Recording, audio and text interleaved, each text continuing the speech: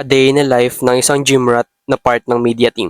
Maaga akong gumising ngayong umaga para mag-asikaso at ihanda yung mga kailangan kong dalahin sa production.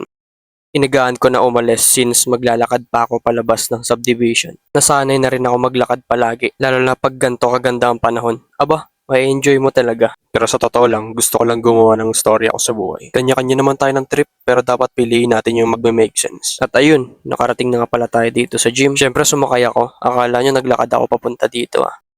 Then after namin mag-setup, nag-start na rin kami. Pero bago yan, tinimpla muna namin plus few warm-ups. Piu piu piu, barila na! Then after shoot, may gumagawa na ng magic potion since magbubuhat na rin pala kami. Siyempre, video-video muna, mamaya pa ako eh. At ayun, ako na pala sunod. Incline Smith Machine Press. Paborito ko rin to eh.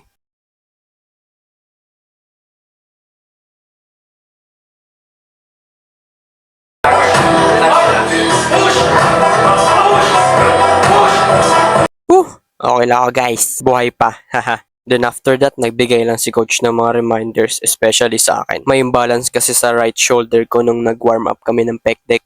At doon nagtatapos. Hanggang sa muli. Paalam!